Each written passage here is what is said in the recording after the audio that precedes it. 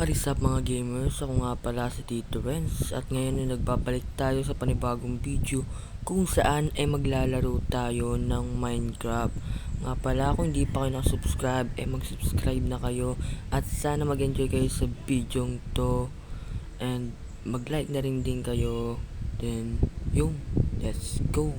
So nandito na tayo, no? Siyempre ang una-una natin gagawin ay ang pagkukuha ng mga gamit katulad nito, mga puno. Kailangan natin silang sirain.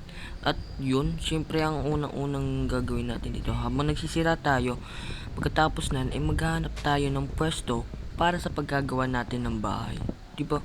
Tapos ang magandang plano dyan siyempre maganda lang bahay at makahanap tayo ng madaming diamonds at madaming kung ano-ano pang bagay na pwedeng gawin dito sa Minecraft series natin. And yun, tapos kailangan natin ng stick, gawa tayo, tapos hanap din tayo ng pwesto kung saan tayo pwede.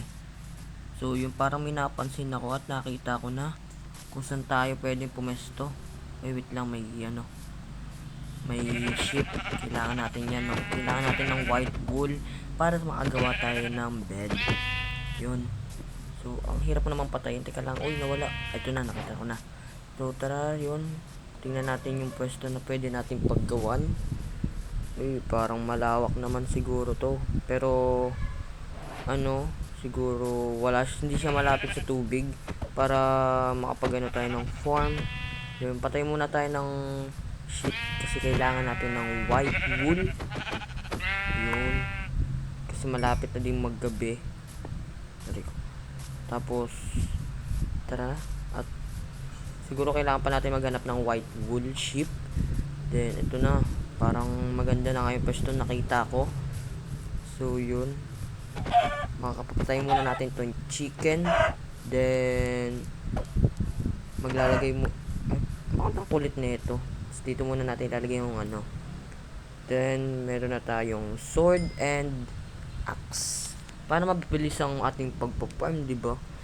Then yun, wait, punta ulit tayo para mag-farm. Teka, parang kailangan natin muna kunin tong ating crafting table para sakaling mawala tayo hindi mawawala yung crafting table natin kasi sayang din naman, diba? Tapos yun, mag-grind muna tayo. Kailangan kasi natin mga gamit para makagawa na tayo ng bahay. So yun, grabe naman yan. Mapapatagal pa siguro yung pag-ano natin dito. Ang tagal nito siguro mga 30 minutes para ang kailangan para makapag-ipon tayo ng gamit. Tapos kailangan din natin ng ilang stacks. Siguro mga 4 stacks, siguro mga 3 stacks na wooden, itong wood na to, yung mga oak planks. Madami na siguro magagawa nito yun kasi pag kumuha tayo ng ganito kadami, mga 4 stacks ng oak planks, oak wood, tapos gagawin natin oak planks, siguro mga 6 o kaya 7 stacks ang magagawa natin doon. So ito, sakto nakakita na tayo ng isa pang sheep. Pasensya na kay sheep, pero kailangan talaga natin yun hindi naman sa lagi tayong pumapatay ng sheep. Siguro gagawa din tayo ng kahit ng farm, food farm, at kahit anong farm para hindi na tayo mahirap-hirapan, diba? So yun, 21 pa lang ako, ng ilang minuto na ako nagsisira dahil wala pa akong tawag doon, stone axe, yun yata yun. Tagal ko na siguro nagma-Minecraft, no?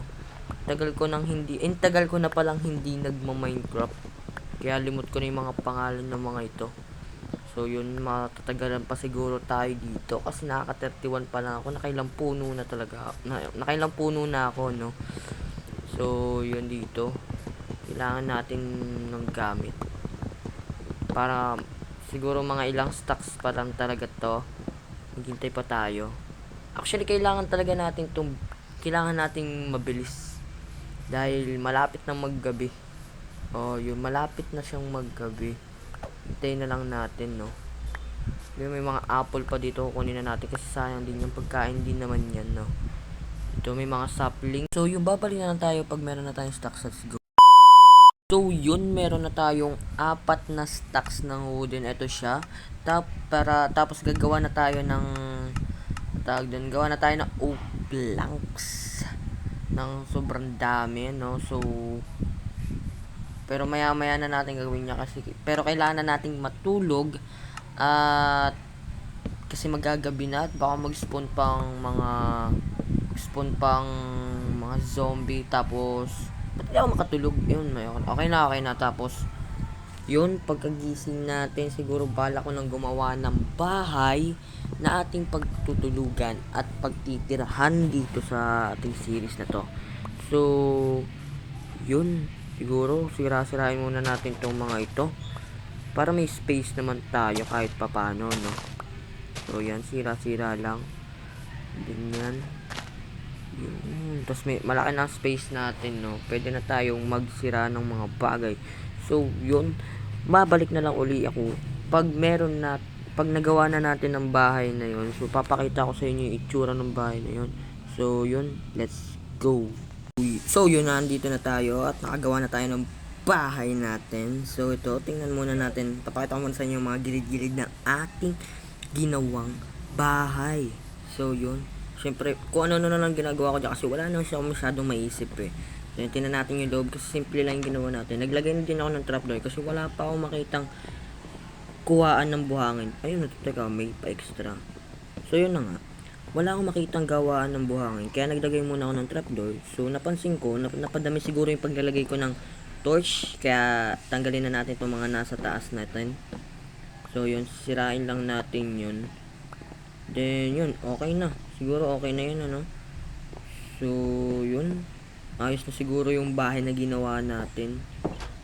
Na siguro dadagdagan pa natin yan. Gagawa pa tayo ng kung ano-ano pang bagay na magandang gawin sa series na to. So yun, maangas naman yung pagkaagawa na yan. Kaso para tayong ano nyo yun, yung kahoy lang kinaya. So yun, hanggang dito na lang tayo mga gamers. At kung nag-enjoy man kayo sa ating video, ay mag-subscribe, like, and hit the notification bell para updated kayo sa ating mga bagong video. So yun, hanggang dito na lang. Paalam.